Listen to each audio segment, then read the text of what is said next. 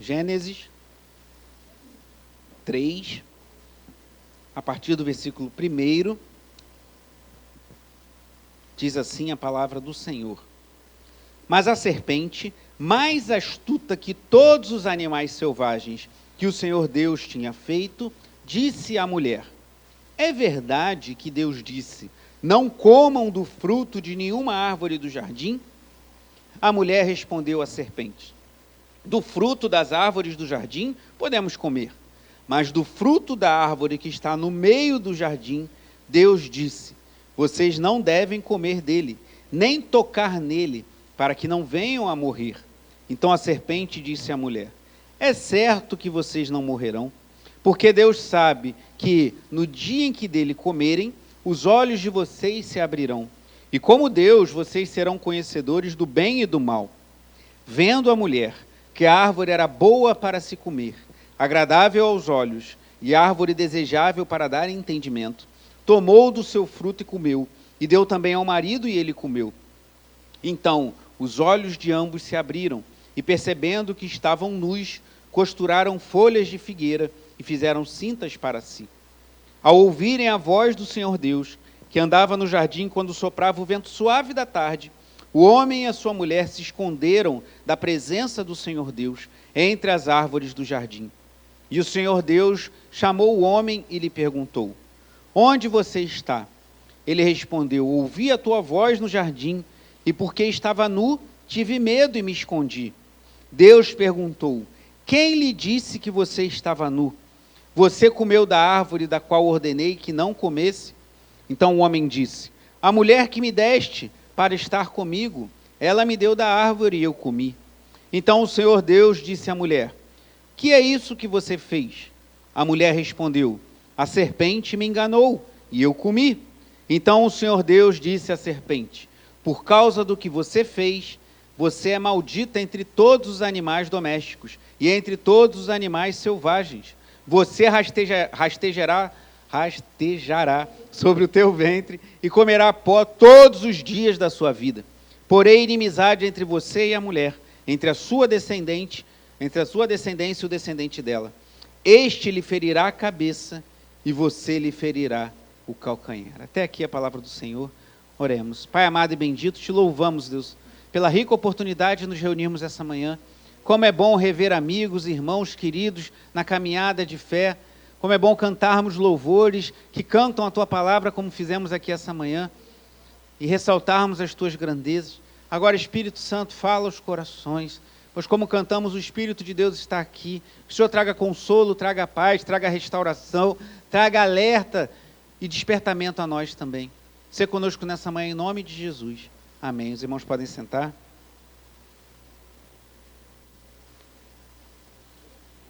Irmãos, como a igreja sabe já há algum tempo, eu e Tati, nosso terceiro filho, o João, ele é, não sei se o termo mais correto é ele, portador de síndrome de Down, ou como dizem mais recentemente, uma criança atípica, ou alguns chamam de T21. E quando a gente se torna pai de uma criança atípica, a gente adentra um outro universo. É quase um Matrix, lembra daquele filme Matrix? Você entra num universo paralelo, porque é muita coisa que a gente descobre. Por exemplo, eu nunca entendi o que era TO. Eu via uma mulher com um monte de brinquedinho, fazendo um monte de coisa. O que é isso? Terapia ocupacional. Hoje o João faz terapia ocupacional semanalmente. Ele está... a gente está vendo as terapias com ele. Deus nos abençoou com um favor aí em relação ao plano de saúde, que não é muito favorável, mas vimos Deus agindo dessa forma. E possivelmente o João vai, ao total, fazer 6 especialidades de terapias. Fisioterapia respiratória, fisioterapia motora, fonoaudiologia, terapia ocupacional, psicomotricidade e hidroterapia. Olha só. Glória a Deus. Ore para que Deus continue dando recurso, que a gente ia entrar na justiça para ganhar do plano, e o plano antes entrou, já avisou a gente, mandou uma carta, a gente ficou, não entendi nada, e agora a gente está igual, eu e Tati, doido, vendo as terapias, para onde vai, para onde vem, é uma correria, e louvado seja Deus por isso, irmãos. É uma vida muito corrida, quem é pai de criança atípica, mas o João é um presente do Senhor. Às vezes eu pego ele e falo, você é um presente, você é uma promessa, você é uma bênção que o Senhor mandou para as nossas vidas e para a nossa família. Mas ao adentrar nesse universo, a gente começa a entender das coisas, um pouquinho, né? Quando o Daniel nasceu, o Daniel tem uma pequena característica que se chama deficiência de G6PD. Nunca tinha ouvido falar nisso. G6PD é glicose 6-fosfato desidrogenase. E é uma enzima que nós temos no sangue que ela processa algumas coisas lá e isso faz com que a criança que tenha essa deficiência da glicose 6-fosfato desidrogenase, G6PD, ela tem uma tendência maior à hemólise, que é uma anemia muito profunda, que pode levar a problemas graves de saúde. E aí, algumas substâncias o Daniel não pode comer. Estou falando do Daniel agora, não do João. Cada um. Outro dia o Daniel falou assim para mim, papai, o João tem síndrome de Down, e eu tenho aquele negócio que não posso comer doce, comer algumas coisas. A Raquel que deu menos trabalho para vocês, não? Eu falei, não. A Raquel tinha convulsão febril, foi a pior coisa de todas. A Raquel que deixa a gente desesperado. Isso é uma coisa horrível, assustadora para um pai, você ver uma criança convulsionando. E a Raquel teve aproximadamente, acho que um pouco mais do que 15 convulsões febris. E na maior parte delas eu estava presente, 2 delas eu estava sozinho com ela no carro. Então, olha que alegria. Então, não, meu filho, não é bem por aí, não. Mas Deus nos dá um fardo que nós podemos carregar e Deus tem sido poderoso e fiel conosco. E aí, com essa glicose 6-fosfato desidrogenase, o Daniel não pode tomar algumas substâncias. Com febre é recomendado que ele use ibuprofeno e não Novalgina, mas outros médicos falam. Então, é uma coisa, a gente já tem filho, acontece alguma coisa, você vira especialista em tudo. E aí, graças a Deus, o Daniel tem uma saúde ótima, por isso que ele não come muitas balas, muitos corantes, não toma suco de caixinha. Foi bom para a saúde dele, ele não se acostumou e vive de boa. E Deus tem sido generoso. Então, a gente achou que era muita coisa o G6PD, veio a Raquel com convulsão febril, a gente achou que tinha muita demanda, e veio o João com síndrome de Down. Eu ainda queria mais um, mas a Tati não quis aí. Deus tem nos dado graça, irmãos. Nossa família é uma bênção, um presente do Senhor. A gente só, como pai, tem que ralar um pouquinho. E a gente se torna especialista naquilo que nossos filhos têm. E a síndrome de Down, jamais sabia disso. Como eu disse, entrei no Matrix, no novo mundo, ao ter um filho atípico. Não é isso, Priscilene? E aí, a Lia também conhece bem da área, atípico. E aí, o que é a síndrome de Down? A gente está cheio de homens, de mulheres aqui, especialmente mulheres que conhecem bem da área. Ore por isso, eu tenho pensado, quem sabe, se Deus permitir que a gente mude para um outro lugar, a gente tem uma sala sensorial para receber melhor as crianças com autismo. Tem igrejas que já têm feito isso. É uma opção, existem outras. Precisamos ouvir as especialistas que temos em nosso meio, para que nós sejamos uma igreja que receba essas famílias que têm tantas demandas com crianças atípicas. A síndrome de Down gera muitas demandas, mas o autismo, especialmente no nível 2 e 3, geram muitas demandas. As famílias precisam ser acolhidas, amadas na igreja, ser bem recebidas e a gente se ajustar para receber essas famílias e ensiná-las para que elas possam criar seus filhos nos caminhos do Senhor. Mas você entra nesse ambiente, nesse universo de criança atípica, você descobre um monte de coisa. E eu descobri o que era a síndrome de Down. A síndrome de Down é o seguinte, em palavras de um leigo que sou eu. Nós todos temos 23 pares de cromossomos, 46 no total. A criança com síndrome de Down, ela, no cromossomo 21, por isso que é T21, ela tem uma trissomia. Ao invés dela ter 2, ela tem 3 cromossomos do tipo 21. E isso faz com que gere uma série de alterações de toda sorte no organismo da criança. Ainda dentro desse T21 existem variações. Tem o mosaico, que são crianças que têm algumas células assim, outras não. São umas que têm variações também em outras células, que não somente na célula 21, no cromossomo 21. E tem a mais típica, que é identificada por um exame chamado cariótipo, que é o caso do João, que é a criança, a pessoa que tem a trissomia do cromossomo 21 em todas as células do seu corpo. Isso gera, irmãos, um efeito cascata, um efeito dominó, em muitas coisas. Por isso que é necessária tantas terapias para o desenvolvimento de uma criança com síndrome de Down. Isso tem efeitos cognitivos, isso tem efeitos na visão. Muitas crianças com síndrome de Down logo cedo precisam usar óculos. Tem efeitos no desenvolvimento. Né? O Daniel começou a andar com 11 meses, a Raquel com 1 ano e 1 mês, eu acho. E o João até agora não anda. Ele está se engraçando lá e tudo. Mas a gente lida de uma boa que a gente sabe que o desenvolvimento deles é um pouco mais lento e ele está até indo muito bem, até por causa do estímulo dos outros dois, não falta estímulo para ele em casa. Então, a gente adentra esse mundo e descobre muitas coisas. Por que eu estou contando essa história para vocês nessa manhã? Essa alteração do cromossomo 21, como eu falei, ela afeta tudo e ela gera algo chamado hipotonia. Hipo é de menor, hiper é muito, hipo é pouco. Tonia é o tônus do músculo. Então, a criança que tem síndrome de Down, e às vezes em diferentes graus, mas ela sempre tem, até onde eu sei, não sou especialista, hipotonia. O tônus dela é mais fraco, por assim dizer. Por isso que ele é mais molinho. Quem já pegou o João talvez tenha percebido que ele é um pouco mais molinho. As crianças são um pouco molinhas, isso afeta o desenvolvimento delas. E a hipotonia afeta todos os músculos do corpo. O músculo da língua, os músculos dos órgãos internos, os músculos das pernas, tudo é afetado pela hipotonia, que tem origem na trissomia do bendito cromossomo 21. E qual é a minha esperança? As terapias, a gente vai investir nas terapias, Deus está investindo, mas a minha esperança é que eu creio que nos novos céus e nova terra não vai ter trissomia do 21, então João não vai ter mais síndrome de Down. Então a gente vai tratar dele, vai cuidar dele o melhor que a gente puder durante a vida, né? Vamos cuidar e fazer o melhor que pudermos para ele, como minha esposa tem se dedicado de forma vigorosa, e temos feito o nosso possível, mas a minha esperança não está nessa terra. Quando Jesus voltar, eu creio que o João vai confessar Jesus como Senhor da sua vida, vai crer nele, e aí, nos novos céus e nova terra, eu creio que não vai ter mais trissomia do 21, porque isso é uma alteração, lá vai ser tudo perfeito. Então, eu vou ver o João lá, igual todo mundo, feliz, brincando, e a gente vai ficar feliz eternamente na presença do Senhor, com seus irmãos, sem G6PD, sem convulsão febril. Então, essa é a nossa esperança. Mas por que eu estou falando da tal trissomia do 21?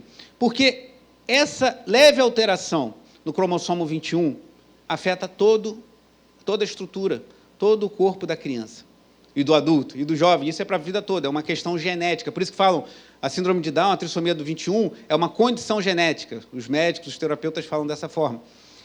Isso afeta tudo. Mas há algo que altera a nossa estrutura e que afeta todos nós, que não é a trissomia do cromossomo 21, mas é o pecado. Assim como a trissomia do 21 afeta tudo na vida de uma criança como o meu pequeno João, que tem síndrome de Down, o pecado é uma alteração do nosso cromossomo espiritual, por assim dizer, que afeta a nossa vida como um todo. É radical, no sentido de ser raiz. Radical, a origem da palavra é a mesma de raiz. Então, é algo que vai na origem. Há, na teologia, uma doutrina chamada de depravação total. Tem o TULIP, quem gosta de estudar as doutrinas reformadas, total depravação é um acróstico, TULIP, que vem do inglês, total depravação, e vem aqueles 5 acrósticos, aquelas 5 palavras, e a primeira delas é total depravação, ou depravação radical. Não que somos depravados o quanto poderíamos ser, embora sejamos muito pecadores, mas o pecado afetou, assim como a trissomia do 21 afeta todos os elementos da vida do portador ou da criança T21, o pecado, de forma enraizada, radical, afeta todas nós. E a origem disso está no texto que acabamos de ler. Como falei, a gente está com o nosso boletim com 4 perguntas. Você observa que Deus aqui faz perguntas ao casal. Você acha que Deus não sabia que Adão tinha caído? Você acha que Deus não sabia que Adão tinha cedido à tentação? Você acha que Deus não sabia que a mulher havia caído no canto da serpente, por assim dizer? Deus sabia, mas Deus ainda assim faz perguntas para que o casal reconheça o erro que cometeu. E ainda assim, Adão joga a culpa da mulher e a mulher joga a culpa na serpente. Então, esse trabalho com perguntas é muito efetivo, inclusive na evangelização. Os tradicionais catecismos da igreja reformada, da igreja... algumas pessoas pensam que catecismo é coisa de católico, mas existem excelentes catecismos na igreja evangélica, como o catecismo, eu sempre falo dele, de fé de Westminster, o catecismo de Heidelberg, que é maravilhoso, catecismos batistas também. E normalmente são feitos por perguntas. Uma pergunta e tem uma resposta. E é excelente para trabalhar.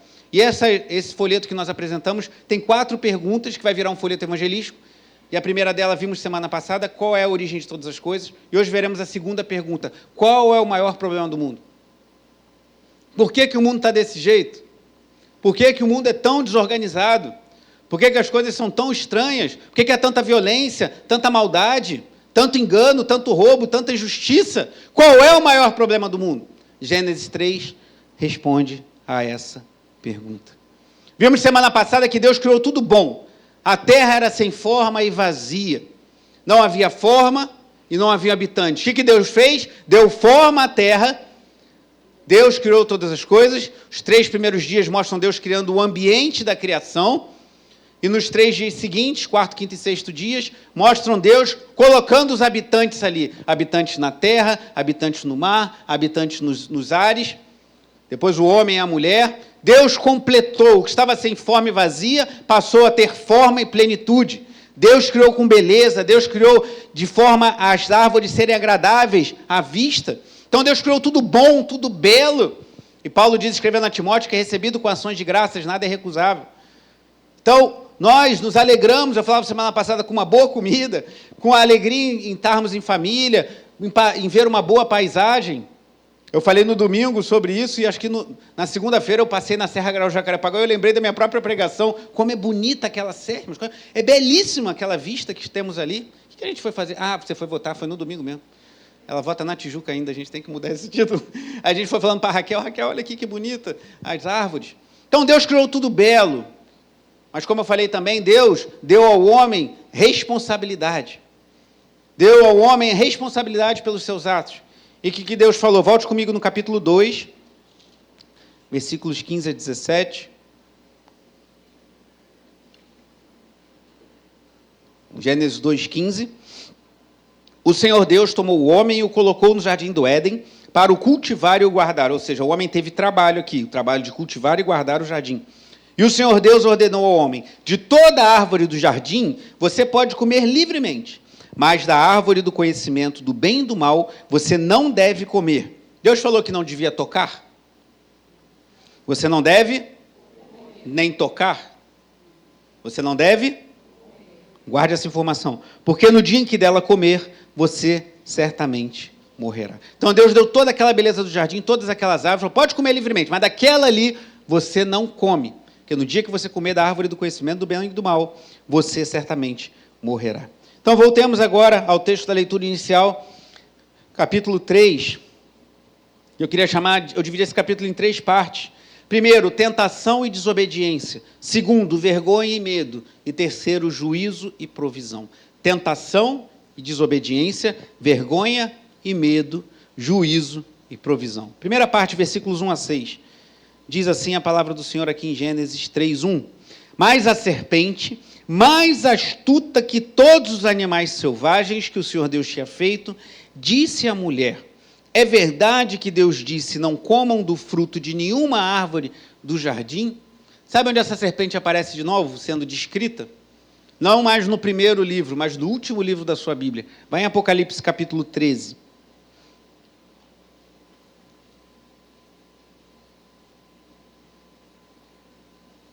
Apocalipse 13, apenas os versículos 7 a 9.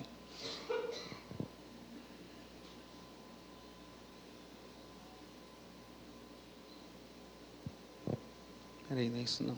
13. Não, é 12, desculpa, eu botei 13 aqui, mas é 12. Apocalipse 12, versículos 7 a 9. Eu botei errado nos minhas anotações. Diz assim, Apocalipse 12, 7. Então estourou a guerra no céu. Miguel e os seus anjos lutaram contra o dragão. A batalha espiritual que eu falava há pouco aí. Também o dragão e os seus anjos lutaram, mas não conseguiram sair vitoriosos. E não havia mais lugar para eles no céu. E foi expulso o grande dragão, a antiga serpente, que se chama o quê? O diabo e Satanás, o sedutor de todo o mundo. Ele foi atirado para a terra e com ele os seus anjos. Então a antiga serpente é o diabo, Satanás, é essa que aparece lá em Gênesis 3. E ela fala o que vimos a mulher. Volte lá em Gênesis 3, versículo 2. Primeiro ponto, tentação e desobediência. Gênesis 3:2, a mulher respondeu à serpente, do fruto das árvores do jardim podemos comer, mas do fruto da árvore que está no meio do jardim, Deus disse, vocês não devem comer dele. Deus disse isso? Vocês não devem comer dele? Deus disse? Disse. Vocês não devem comer, disse. Nem tocar nele, Deus disse isso? Não. Então Deus falou, vocês não devem comer, mas a mulher já adicionou algo à palavra de Deus. Nem tocar nele, Deus não tinha dito isso, para que não venham a morrer. Então a serpente disse à mulher, é certo que vocês não morrerão. Então, se vemos a mulher aqui acrescentando algo à palavra que Deus disse, vemos a serpente aqui desacreditando a palavra que Deus disse. Deus falou que vocês vão morrer? Vão morrer não, não vai acontecer nada. Versículo 5, porque Deus sabe que no dia em que dele comerem, os olhos de vocês se abrirão, e como Deus, vocês serão conhecedores do bem e do mal. Então a serpente desacreditou o que Deus tinha dito e ainda jogou na conta de Deus, tipo assim, Deus está com medo de vocês se tornarem como um deles. Mas lembra que a gente leu em Apocalipse 13? A antiga serpente, o dragão, o diabo, Satanás, ele foi lançado da terra com seus anjos. Isso que ele fez com a mulher, ele faz contigo. Ele faz comigo. Ah, comigo não. Por que contigo não? Você é melhor do que Eva? A única diferença de Eva e Adão para nós é que eles poderiam não pecar. Nós não temos essa opção, nós somos pecadores raiz. Está lá na trissomia do 21. Está lá na nossa origem. Agostinho de Hipona criou um termo em latim que Adão e Eva tinham a opção posso pecar e posso não pecar, ou seja, posso pecar ou posso não pecar. Nós nascemos da condição de não posso não pecar, e não posso não pecar. E no futuro, quando Jesus voltar e habitarmos em novos céus e nova terra, nós estaremos na condição não posso pecar. Então, Adão e Eva, posso pecar e posso não pecar. Posso pecar ou não pecar. Nós hoje não podemos não pecar. E no futuro nós não poderemos mais pecar. Estaremos para sempre livres do pecado em novos céus e nova terra. Então o diabo sabe que você pode pecar. Ele faz a mesma coisa. É isso mesmo que Deus disse? É isso mesmo que Deus disse na palavra que o jovem Enzo leu pela manhã, da leitura do dia, Salmo 119, do poder da palavra de Deus, da preciosidade da palavra de Deus, lâmpada para os meus pés é a tua palavra. O Salmo 119, no início, fala, guardei no coração a tua palavra para não pecar contra ti. Foi isso mesmo que Deus disse? Isso tem algum valor? O diabo continua falando isso aos nossos ouvidos ainda hoje, irmãos. E o que aconteceu com a mulher? Versículo 6. Vendo a mulher que a árvore era boa para se comer, agradável aos olhos, e árvore desejável para dar entendimento, tomou do seu fruto e comeu. E deu também ao marido, e ele comeu. Adão falhou junto com ela, que ele devia guardar o jardim, ele não guardou, permitiu que a serpente chegasse e iludisse a sua mulher. E na hora que a mulher deu o fruto para ele, ele devia falar, não, Deus mandou a gente não tomar. E inverteu-se tudo. A serpente deu a ordem, a mulher obedeceu, e o homem obedeceu o homem obedeceu a mulher e a serpente. Tudo invertido. E é curioso que esse versículo tem um paralelo lá no Novo Testamento, lá em 1 de João 2, porque a árvore era boa para se comer, agradável aos olhos e desejável para dar entendimento. Vai lá em 1 de João 2.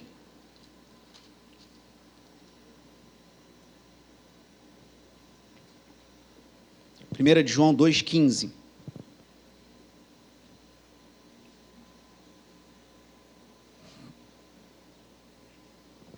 Lá no finalzinho da sua Bíblia, diz assim, 1 de João 2,15. Não amem o mundo, nem as coisas que há no mundo. Se alguém amar o mundo, o amor do Pai não está nele. Porque tudo que há no mundo, olha o que João fala, os desejos da carne, os desejos dos olhos e a soberba do mundo, da vida, não procede do Pai, mas procede do mundo. Ora, o mundo passa, bem como os seus desejos, mas aquele que faz a vontade de Deus permanece para sempre. Olha essa tríade aqui que você viu, muito parecida lá em Gênesis 3. Os desejos da carne, outra versão fala as concupiscências da carne, é o desejo de sentir prazer. Aquela mulher viu o fruto e sentiu o desejo de comer, de sentir o gosto, por assim dizer, daquele fruto. Os desejos dos olhos, ela viu que o fruto era agradável à vista, agradável aos olhos, aquilo cativou. E a soberba da vida, bom para dar entendimento. Agora eu vou saber de uma coisa que eu não sei. É o mesmo pecado que João descreve aqui que acontece conosco hoje. O mesmo diabo que tentou o primeiro casal, tenta a gente hoje, com coisas que são agradáveis à vista, com coisas que te dão prazer e coisas que te fazem se sentir o cara. Não, se eu fizer isso, se eu alcançar isso, eu vou ter status, eu vou ter muitos likes, eu vou ter muitos seguidores nas redes sociais. Então, a mesma coisa, soberba da vida, agradável aos olhos e desejável para dar prazer, agradável. Volte lá para Gênesis 3. Então, como vimos aqui em 1 de João, essa realidade é presente nas nossas vidas todos os dias, irmãos.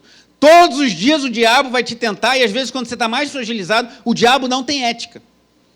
O diabo não alivia quando você está passando por uma dificuldade. Mas ele já está com dificuldade. Olhe para Jó.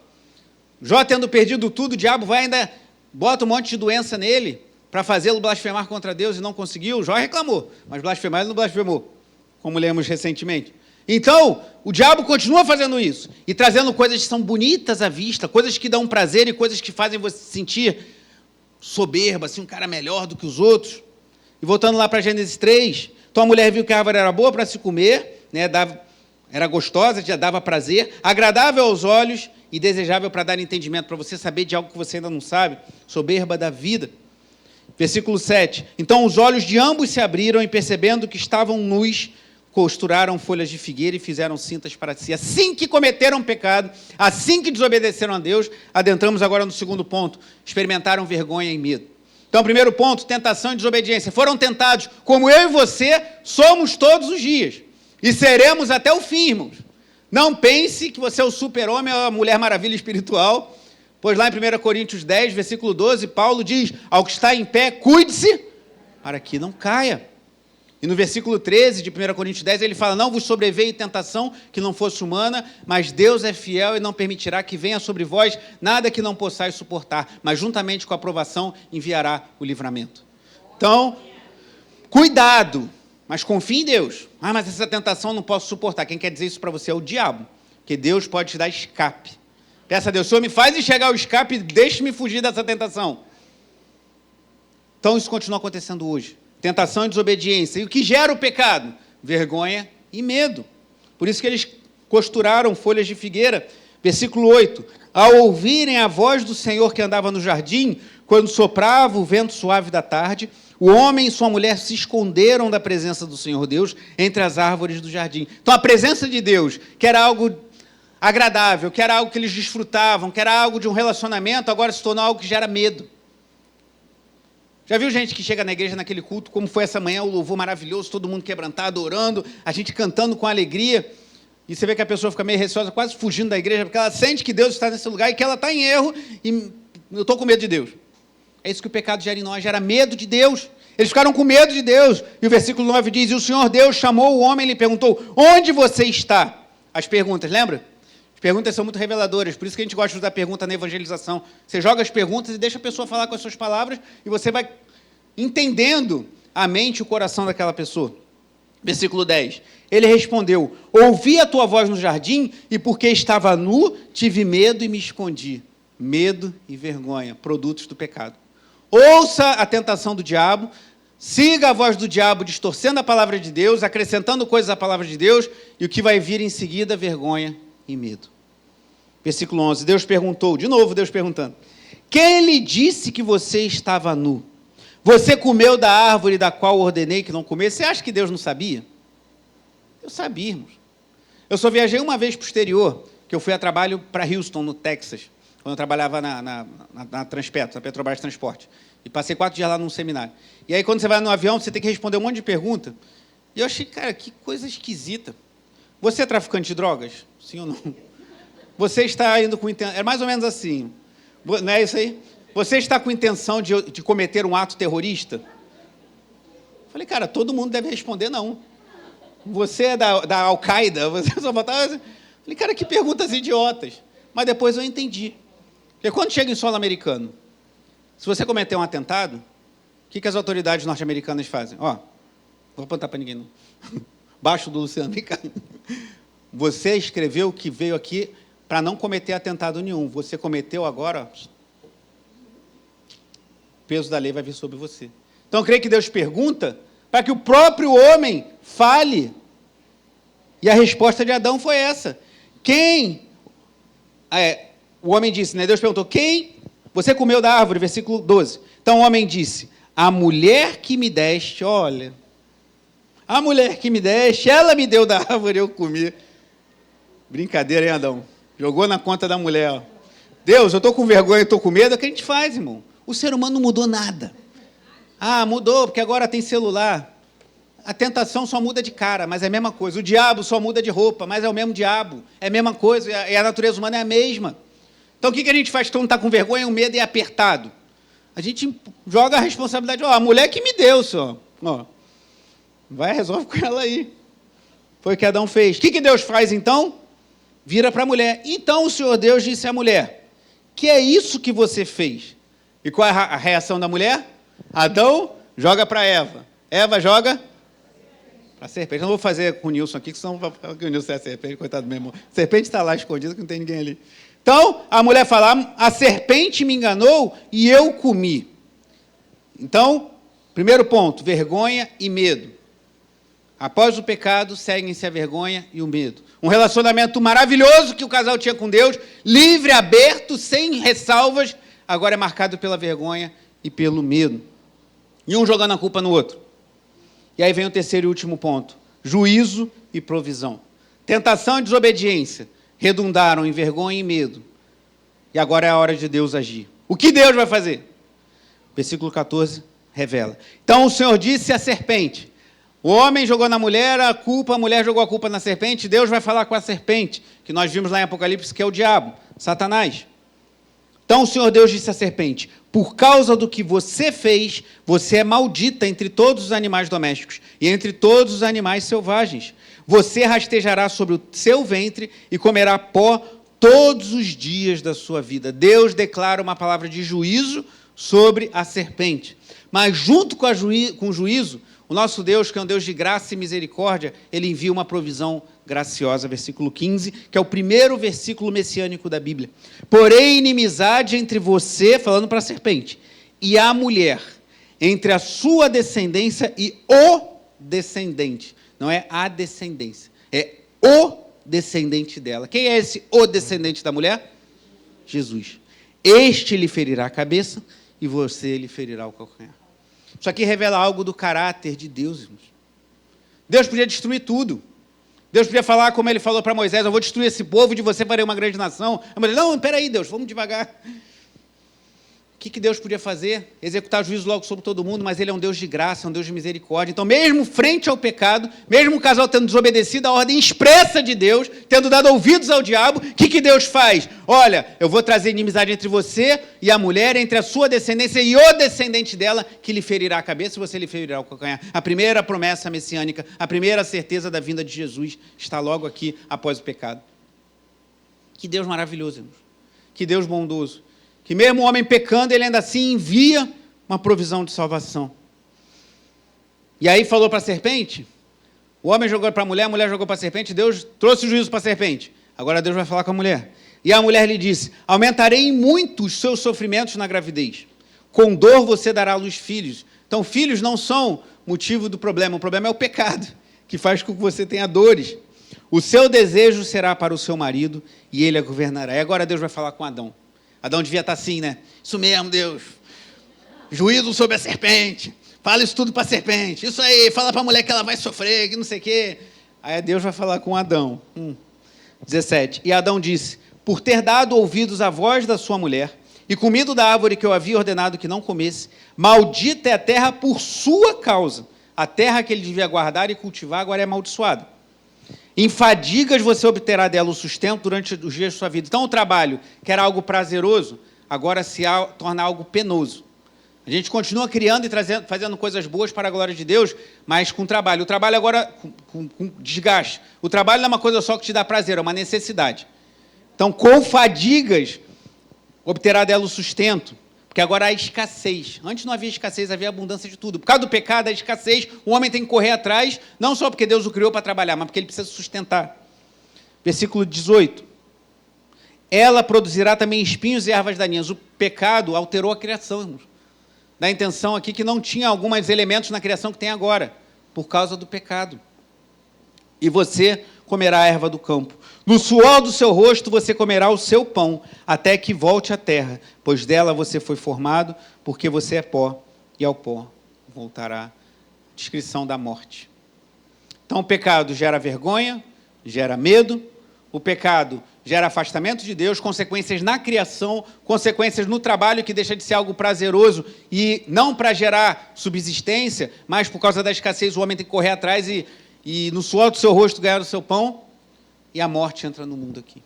Mas não para por aí, versículo 20. E o homem deu à sua mulher o nome de Eva, por ser a mãe de todos os seres humanos. O Senhor Deus fez roupas de pele com as quais vestiu Adão e sua mulher. Então o Senhor Deus disse: eis que o homem se tornou como um de nós, conhecedor do bem e do mal. É preciso impedir que estenda a mão, tome também da árvore da vida, coma e vive eternamente. Por isso o Senhor Deus o lançou fora do jardim do Éden para cultivar a terra da qual havia sido tomado.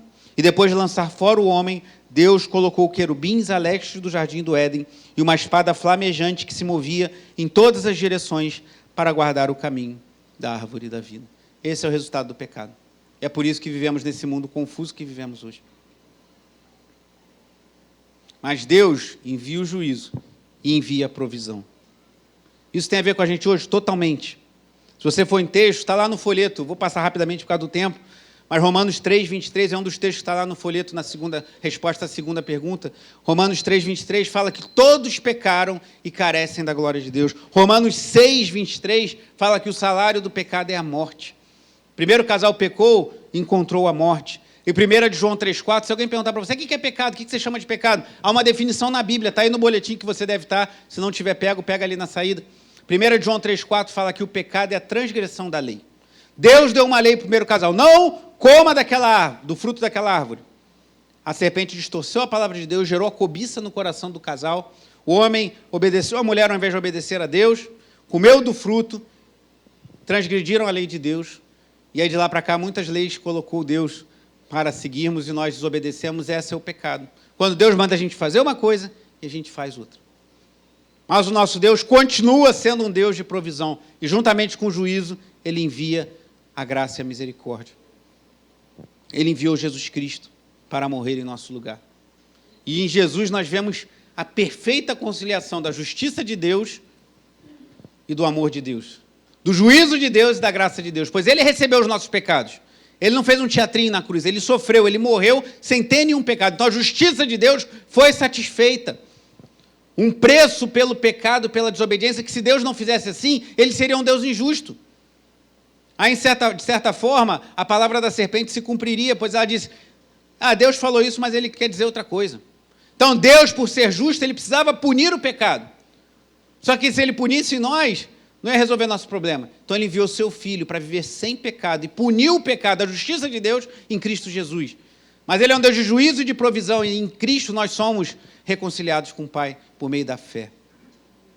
E sobre isso falarei na semana que vem, que é a terceira pergunta. Qual é a solução para os problemas do mundo? A redenção em Cristo Jesus. E se Deus permitir, essa noite eu falarei sobre esses dois casos, o fariseu Nicodemos e a mulher samaritana. E veremos como, embora sejam pessoas em circunstâncias diametralmente opostas, têm o mesmo problema diante de Deus. Precisam nascer de novo, precisam beber da água da vida.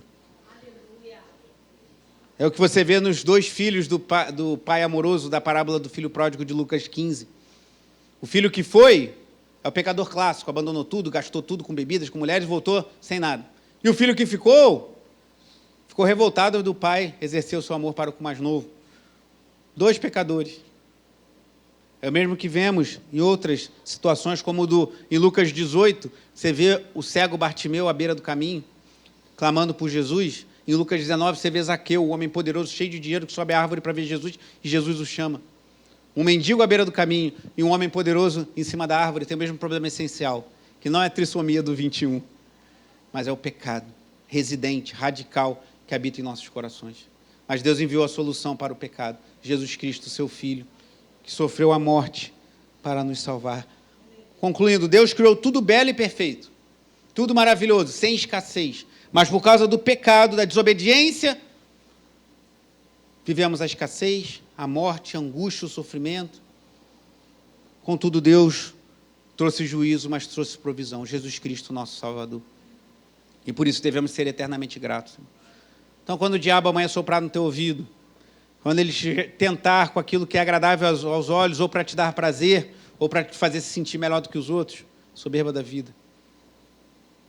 Lembre-se de que o pecado gera vergonha e medo, mas há para nós um Deus que provê todas as coisas em Jesus Cristo para uma vida piedosa que o agrade. Vamos encerrar, feche seus olhos, fique de pé por gentileza, vamos orar. Não há como pregar o Evangelho sem falar de pecado, irmãos. Porque como você vai falar que a pessoa precisa ser salva de algo se ela não tem o que? Não tire o pecado da mensagem do Evangelho e você desfigurará o Evangelho. Como é que eu posso trazer uma boa notícia para você se eu não tenho uma notícia ruim? A boa notícia vem a partir de uma notícia ruim. Qual é a notícia ruim? Todos nós somos pecadores. Todos nós trazemos essa herança adâmica. Todos nós tendemos para o pecado. Alguns, o pecado religioso, o orgulho, você olha assim e fala, lá vai um santo homem de Deus, mas às vezes seu coração está carregado de, como um sepulcro caiado, carregado de morte. E às vezes você vê aquele pecador clássico, esse aí só Jesus, é só Jesus para ele, mas para a gente também. Porque todos pecaram e carecem da glória de Deus.